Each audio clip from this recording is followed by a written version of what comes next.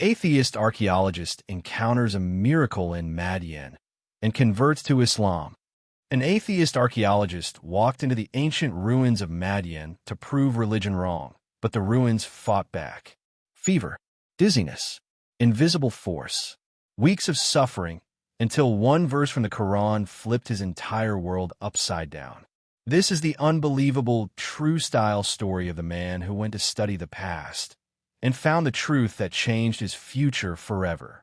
Far away in the northwest of Saudi Arabia, where the red sands of Tabuk stretched like a silent ocean and the ancient site of Madyan slept under the burning sun, a young atheist archaeologist named Daniel Farrow arrived with excitement in his heart and ambition in his mind, believing that science alone held the answers to every mystery of the world. He had won a prestigious grant to study the ruins believed to be connected to Prophet Shu'aib and the people of Madyan.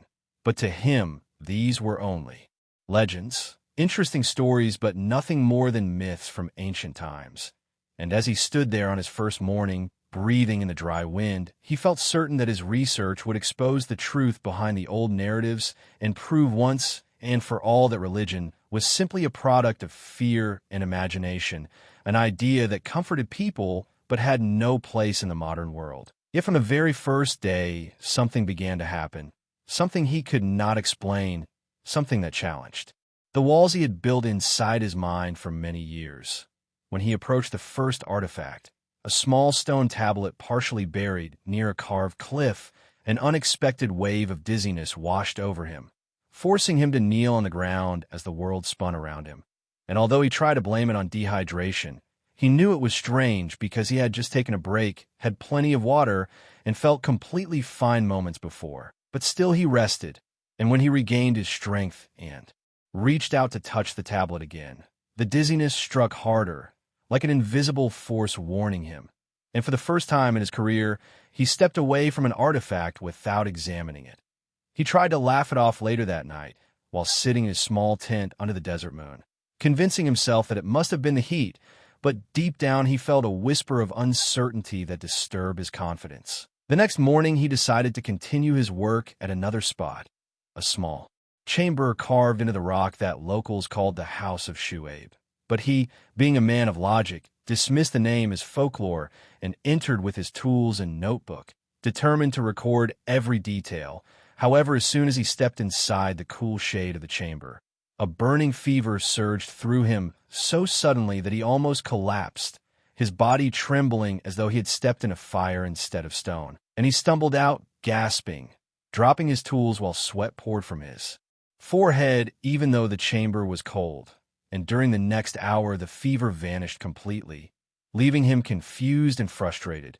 He repeated this experiment again and again, and every time he stepped toward an artifact related to the ancient Madyan people, his body reacted, sometimes with fever, sometimes with dizziness, sometimes with sharp pain in his temples, and once even with sudden weakness in his legs that made him fall to the ground. And no matter how far he traveled across the site, the pattern never changed. But what confused him was that outside the radius of these artifacts, he felt perfectly healthy, more energetic and clear-headed than ever, which made him even more determined to understand what was happening. As a scientist, he refused to give up, and he tried every explanation he could think of: heat exhaustion, allergies, lack of minerals, anxiety, even psychological suggestion. Yet nothing made sense because the symptoms appeared only and exactly when he touched or approached specific relics. And after many days of trying, recording data, measuring his pulse, taking breaks, adjusting his diet, drinking more water, trying different times of the day, the mystery only grew deeper, and he felt trapped between logic and something invisible that refused to be controlled. After several weeks of this strange pattern, Daniel's frustration turned into anger, and then slowly into fear, because he began to notice that every time he approached the artifacts with arrogance or disrespect, the reaction grew stronger, as though the place itself rejected his presence. Once, while he was complaining loudly that ancient people were primitive and their beliefs foolish, a sudden wind filled the dig site even though the air had been still moments earlier, and sand swirled around him violently, stinging his eyes, But the moment he stopped speaking, the wind died instantly, leaving the air silent again. And for the first time, he felt something he had not felt in many years: humility. That night he could not sleep, and he sat outside his tent staring at the stars that filled the desert sky like scattered diamonds, wondering why he of all people was experiencing such strange obstacles. And a question slipped into his mind. What if the old stories were not only stories? What if there was something sacred here that he was not yet able to understand? However, he shook the thought away because it threatened everything he believed. Yet the next day brought something he could not ignore. He was examining a small inscription on a stone wall when a sudden force, not seen but clearly felt, pushed him back, not violently but with enough strength to stop him. And in that moment his body froze, his mind racing with confusion, and he whispered aloud, "Why? What is happening to me?" But the only answer was silence. Desperate to find explanations, he contacted doctors, historians, scientists, but no one could give him a reason. And after countless trials, he realized that no medical test or scientific tool could explain what he was facing. And he felt a strange pull inside his heart, as though something was trying to guide him toward a different source of knowledge. One evening, while he rested with his notebook open but blank, a local guide named Hassan approached him and sat quietly beside him, noticing Daniel's exhaustion. After a long silence, Hassan said gently, "My friend, you came here with great knowledge, but perhaps this place is showing you something that cannot be measured with instruments. Maybe you should look not only at the stones, but also at the meaning behind them."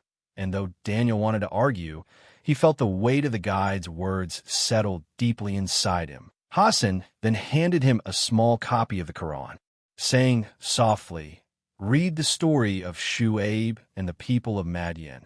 Maybe you will find the answer you are looking for." And although Daniel did not believe in scripture, something inside him urged him to read it. And so that night, using the dim light of his lantern, he opened the Quran and began reading the verses about the people of Madyan, their corruption, their rejection of their prophet, and the destruction that came upon them. And as he read, a strange calmness filled his heart. And for the first time, the pieces of the puzzle began to connect. The verses described arrogance, pride, disrespect for sacred guidance, and consequences that followed. And as he read them again and again, he realized that every symptom he experienced appeared only when he approached the site with disbelief and disrespect.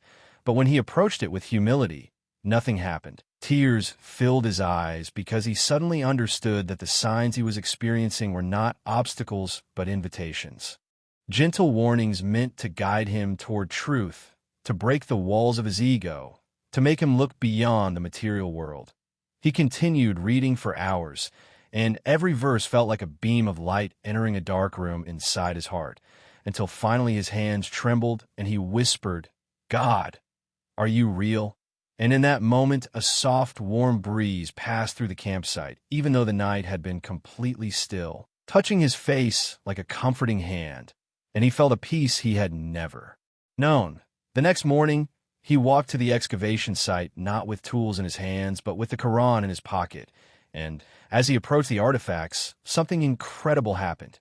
No dizziness, no fever, no weakness, nothing but calmness. And he realized that the barrier he had felt for weeks was gone because his heart had opened. He knelt beside the ancient stone tablet that had once made him collapse, gently touched it, and felt absolutely normal, and tears streamed down his face. Because he understood that this journey had never been about archaeology, it had been about guidance. Over the next days, he read the Quran with sincerity, each verse deepening his understanding and strengthening his certainty, until one afternoon he walked to a quiet place between two cliffs, lifted his hands, and declared his Shahada, saying with full belief, "Ashhadu an la ilaha illa Allah, wa ashhadu anna Muhammadan Rasulullah." And as soon as he spoke the words, a sense of wholeness filled him, as though the world finally made sense. He felt reborn, grateful, and humbled, and the desert around him seemed more alive than ever. Afterward, he continued his research, but now with respect, and the site welcomed him without any resistance. He documented his findings not as a skeptic, but as a believer who understood that science and faith were not enemies, but reflections of the same truth. When he eventually returned home, he shared his story with the world, telling people that he went to Madyan to search for history but found God instead.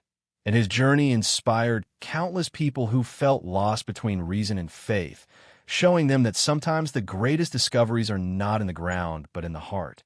If this story touched your heart, imagine how many people are still searching for signs without realizing that the signs are already around them. Share this video, hit subscribe, and help us spread stories that open minds and awaken hearts. Your support helps us create more inspiring Islamic content every week. Join the journey. Your click might be the reason someone finds their truth.